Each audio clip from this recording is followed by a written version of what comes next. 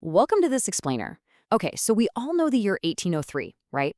The United States literally doubled in size overnight in this massive deal known as the Louisiana Purchase. But today, we're going to tear up that traditional textbook narrative.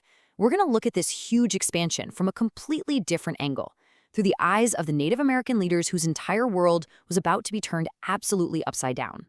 I want you to put yourself in their shoes for a second. Imagine you're a leader of your nation.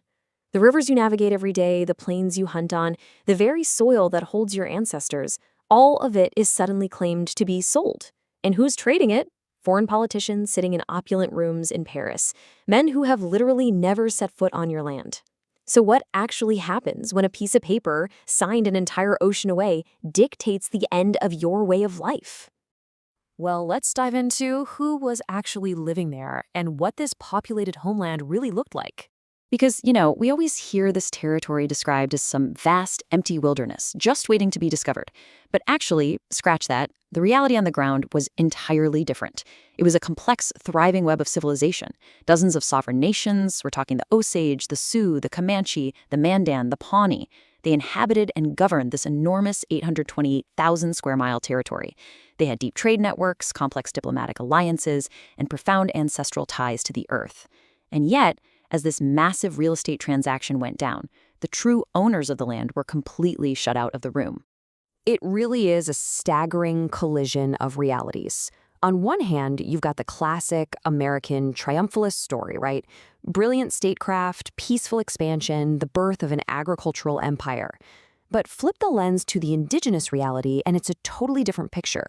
This was a completely unconsulted transaction that essentially manufactured the legal framework for forced dispossession and, tragically, genocide throughout the 19th century. And to fully grasp how bizarre this whole thing was, we've got to hop across the ocean and look at how this inhabited land was traded. It's basically a massive, high-stakes game of imperial hot potato. Look at this timeline. In 1762, under the Treaty of Fontainebleau, France secretly gifts this land to Spain. Fast forward to 1800, the Treaty of San Ildefonso, and Spain secretly hands it right back to Napoleon's France. Then, boom, 1803, the U.S. buys it. Notice how rapidly this land is changing paper ownership, completely disconnected from the actual people living and governing there. But the kicker, the absolute profound irony of this whole deal, really comes down to the price tag. 3 cents. 3 cents an acre. That's $15 million total. To the United States, sure, it was the bargain of the century. But to the indigenous nations attached to every single one of those acres, their entire homeland was sold out from under them for literal pennies, by a nation that didn't even truly own it. Back in Washington, this deal actually caused a massive headache for President Thomas Jefferson. You see, Jefferson was what we call a strict constructionist. He fundamentally believed the federal government only possessed powers explicitly written in the Constitution. And guess what? The Constitution says absolutely nothing about buying foreign territory. He even drafted an amendment to try and make it legal. But eventually, he just swallowed his constitutional scruples. The deal was simply too good to pass up. But here's the crazy part. American diplomacy wasn't even the main driver for this sale. Let's look at the real catalyst. The real domino effect started down in the Caribbean. Originally, Napoleon only wanted Louisiana to be a breadbasket, a way to feed his highly lucrative sugar colony in present-day Haiti. But then came the Haitian Revolution. Led by Toussaint Louverture, the fierce resistance there, combined with a brutal yellow fever outbreak, utterly decimated 40,000 French troops under General Leclerc. Napoleon's whole Caribbean empire strategy totally collapsed. So desperate for cash to fund his looming wars against the British, his hand was forced. Louisiana had to go. Okay, zooming back over to North America, let's see how these vague lines drawn on a map translated to a very real human cost. At first, Jefferson really only cared about one spot. As he put it, New Orleans was the possessor of their natural enemy. He was incredibly anxious about Western settlers needing the Mississippi River to transport their goods. So he just sends James Monroe and Robert Livingston to Paris with $10 million specifically to buy that one port city. To their absolute shock, French ministers Talleyrand and Barbé-Marmois turned around and offered them the entire territory. And here is where a simple paper transaction becomes, essentially, a weapon. The boundaries of what France actually sold were deliberately left vague. And Jefferson, he eagerly exploited that ambiguity. He maximized American claims over an area that now makes up parts of 15 modern U.S. states. It triggered years of border disputes with Spanish Florida and Texas.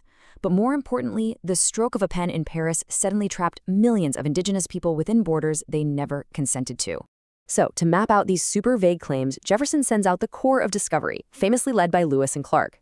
Now, this was pitched as a noble mission to produce geographic, scientific, and ethnographic knowledge. But think about it from the perspective of the native nations watching them arrive. Even though the expedition relied heavily on the critical navigation and diplomacy of their Shoshone guide, Sacagawea, their arrival felt much darker. For the U.S. government, this was a clear signal of intent. Manifest destiny had arrived, and they were physically asserting their dominance over the continent. Which brings us to the tragic aftermath, where the seeds for future catastrophe were firmly planted. This perceived diplomatic victory wasn't just a land deal.